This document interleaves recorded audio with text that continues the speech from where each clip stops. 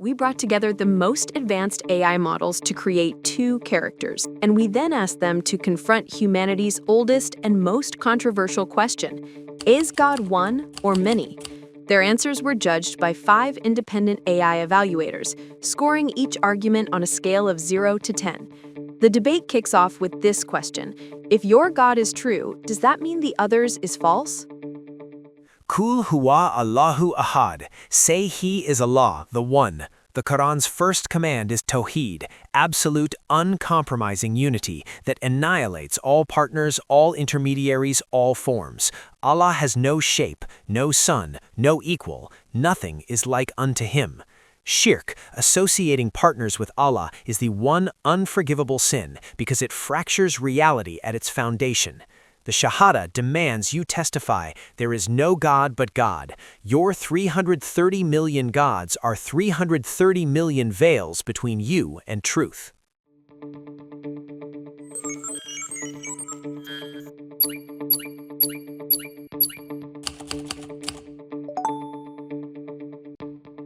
Ekam sat vipra bahuda vadanti.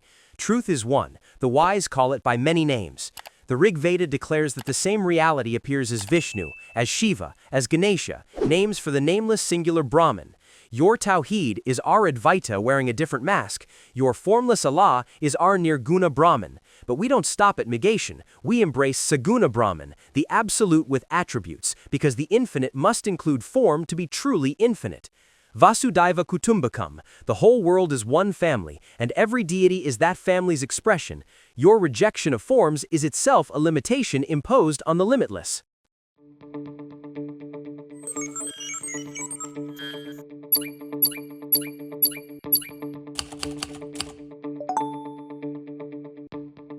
You confuse manifestation with multiplication.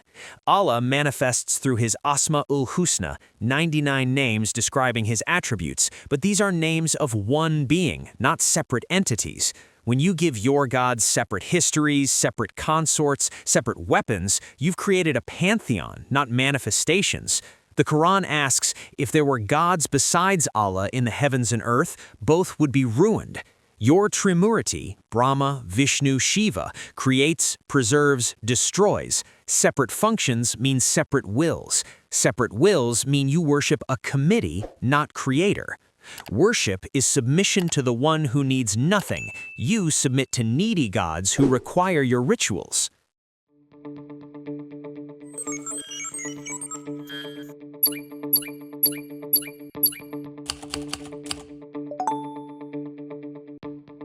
You confuse form with fragmentation.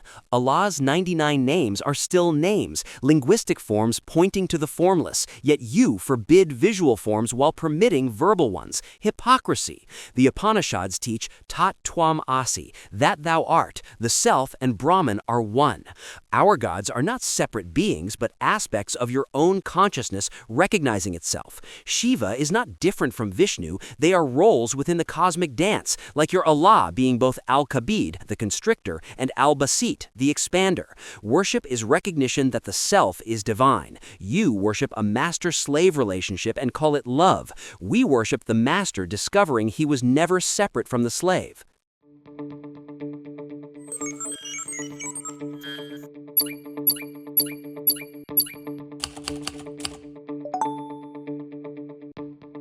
Your framework assumes Brahman is truly beyond duality, yet you maintain the entire caste system based on fundamental separation, Brahman from Dalit, pure from impure. The Bhagavad Gita has Krishna declaring the caste system was created by him according to guna and karma. If all is truly one, why does your tradition's social structure enforce rigid hierarchy? You preach non-duality in philosophy while practicing extreme duality in life. Your hidden assumption, spiritual oneness can coexist with social fragmentation. Islam's Tawheed extends beyond theology. All believers are equal before Allah, no priestly class, no inherited sanctity. Your monism is theory, your practice is apartheid.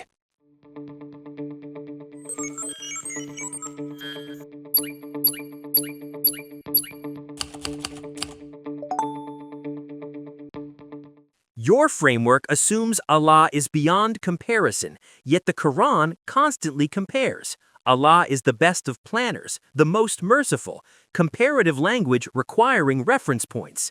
Moreover, Islam splits humanity into Dar al-Islam and Dar al-Harb, believer and kafir, saved and damned, the ultimate duality. Your hidden assumption is that God can be absolutely one while his creation is absolutely divided. The Quran promises eternal hell for disbelievers, wherein there is a permanent separation from God's mercy. How is eternal damnation not the ultimate shirk, creating a realm even God's mercy cannot touch? You preach unity while institutionalizing eternal division. At least our so-called pantheon doesn't eternally torture those who see God differently.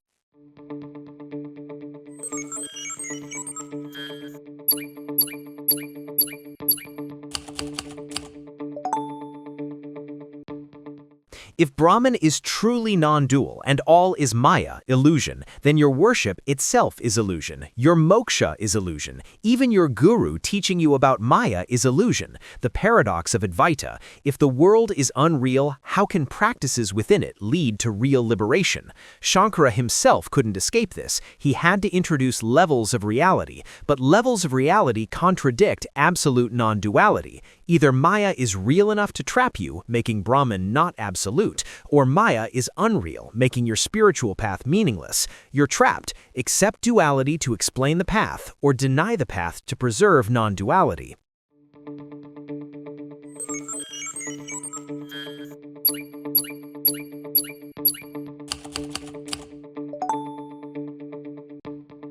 If Allah is all-powerful and all-knowing, he knew before creation that some souls would choose disbelief and merit eternal hell. Yet he created them anyway. The paradox is that either Allah created beings specifically to torture them eternally, making him unjust, or beings have free will that limits Allah's sovereignty, making him not all-powerful. The Quran says Allah guides whom he wills and leads astray whom he wills, so the damned never had a choice. You're trapped. Either affirm predestination and destroy moral responsibility, or affirm free will and limit Allah's absolute power. Both doors lead to contradiction within Tawheed itself.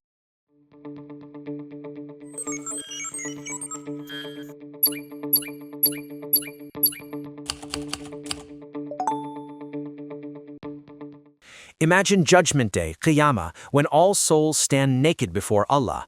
The Hindu stands there with a lifetime of rituals: puja to Ganesha for beginnings, puja to Lakshmi for wealth, puja to Hanuman for strength. Allah asks, "Did I not send you prophets declaring my oneness? Why did you divide my sovereignty among stone idols?" The Hindu responds, "But Lord, they were all you." And Allah replies with Quran 5:72, "Whoever associates partners with Allah, Allah has forbidden him paradise, and his abode is the fire." The multiplicity that felt like inclusivity becomes eternal exclusion. One day, one judgment, one answer required, not a philosophical treatise on manifestation.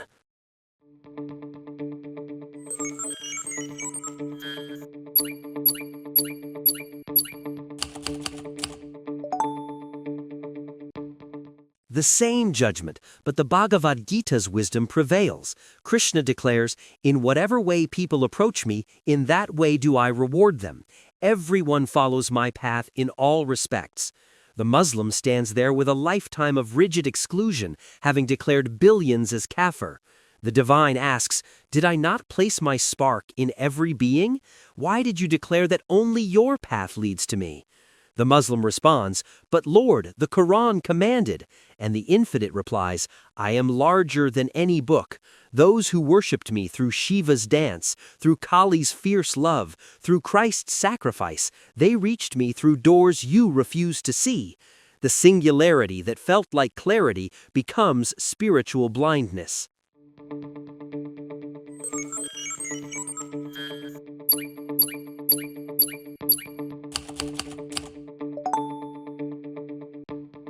Consider a grandmother clutches a Ganesha murti as cancer ravages her body, praying for relief. Her grandchild watches as she kisses the elephant-headed idol's feet, lights incense, offers sweets. The stone sits unmoved, unblinking, absolutely deaf. The child asks, if God is in the idol, why doesn't it heal her? You tell the child about symbols and metaphors, but the child sees grandmother worshiping something that cannot love her back. When she dies, they immerse the same idol in the river until it dissolves. Where did God go? The Quran's mercy. Allah hears without needing ears, sees without needing eyes, responds without needing form. Your grandmother wasted her final prayers on a carved stone, while the living God waited for one sincere La ilaha illallah.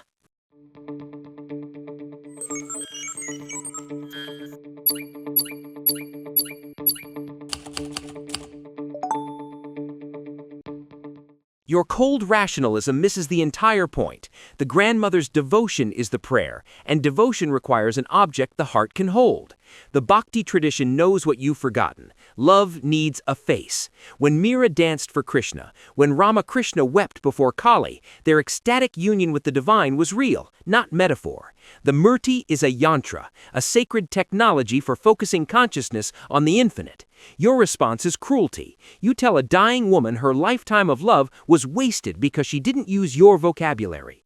Islam's cold monotheism, kneel toward Mecca 5 times daily? A direction is acceptable, but a form is not? The Kaaba is a stone cube you circle 7 times. Explain the difference. You've simply replaced her intimate devotion with your mechanical ritual and declared victory.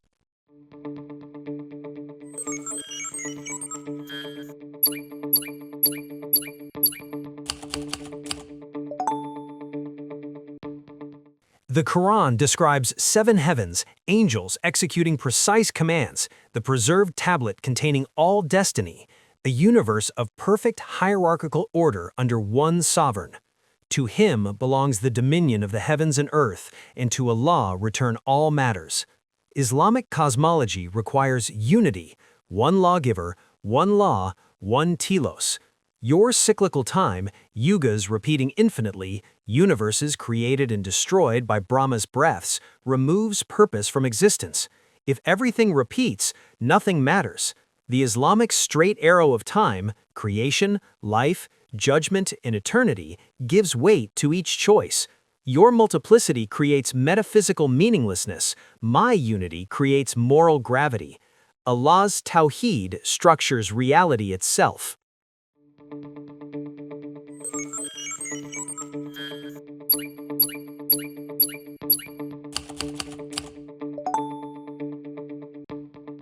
The Upanishads declare infinite from infinite, infinite remains. Creation doesn't diminish Brahman. Your Allah creates once and judges once, making him dependent on his creation's outcome. If all souls were damned, would Allah be satisfied? The Puranas describe infinite universes emerging from Vishnu's pores, each with its own Brahma, each exhaling and inhaling billions of years. Creation as eternal play, not a desperate singular event. Your linear time makes God's creation a high-stakes gamble. Our cyclical time makes creation God's eternal art. The Nasadya Sukta admits mystery. Whence this creation came, perhaps it formed itself, or perhaps not. The one above knows, or perhaps he knows not. We embrace infinite mystery. You demand finite answers. Your cosmic order is just fear of chaos.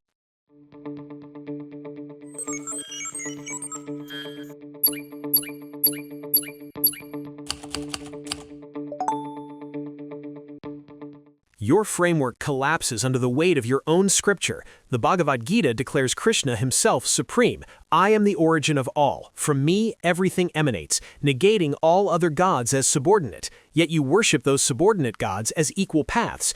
Either Krishna told the truth and he alone is supreme, making your multiplicity false, or Krishna lied, making your scripture unreliable. Advaita tries to solve this by calling everything Maya, but then why did Krishna fight a real war producing real corpses? You cannot have it both ways. When pressed, every Hindu either becomes a monotheist in disguise or admits they don't actually believe their own texts. Islam demands you choose La ilaha illallah or continue the incoherent confusion.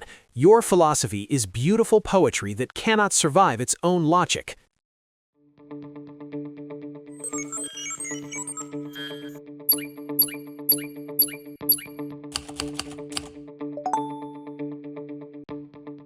You've attacked multiplicity as if it contradicts ultimate unity, but you've forgotten the doctrine of Ishtadevata, chosen deity, which every Hindu understands intuitively. The Devi Mahatmya states all goddesses are forms of Devi. The Shiva Purana says all gods are forms of Shiva. The Vishnu Purana says all are forms of Vishnu. These aren't contradictions, but different views of the same jewel. When Krishna declares himself supreme, he speaks from the absolute perspective. When he bows to Shiva in other texts, he honors form. Your critique assumes our texts must be consistent like legal documents, but they're symphonies, different movements, same music. Meanwhile, your Quran cannot decide if humans have free will, 51:56, or if Allah predetermines everything, 9:51. You've attacked inconsistency while sitting on a volcano of it. We integrate paradox. You deny it while embodying it.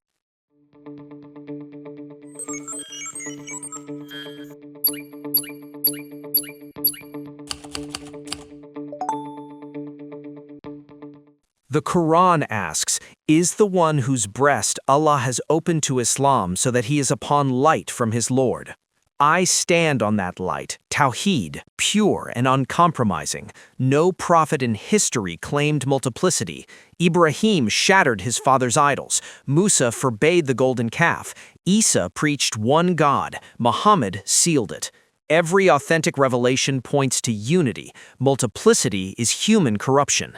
Your gods eat, sleep, deceive, lust. The Puranas are soap operas in Sanskrit. My God needs nothing, desires nothing, becomes nothing. When you die, there is no committee, one judge, one question. Did you worship me alone? If religion divides, it's because truth divides from falsehood, light from darkness. I would rather stand alone with Allah than build false unity with idols. La ilaha illallah. There is no God but God. Let the words judge between us.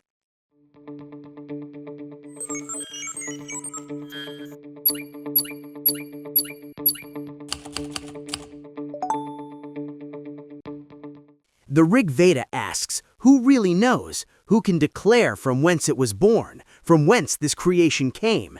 I stand on that sacred doubt, humility before infinite mystery. Your Islam claims completion, but the Sufis among you know better. They spin in ecstatic union with the same formless ocean we call Brahman. The Bhagavad Gita offers the ultimate freedom. In whatever way people approach me, in that way I accept them. All paths lead to me. Your cow that you slaughter for Eid, we hold sacred, not from ignorance, but from seeing the divine in all life. If your God made the cow sacred to us, why would he contradict himself in your revelation? Either God is incoherent, or both views honor different aspects of the same truth. Religion divides when humans forget the Upanishadic wisdom. As rivers flow and merge in the sea, losing name and form, so the wise person, freed from name and form, merges with the Supreme. Aham Brahmasmi. I am Brahman. You are too, if you'd only remember.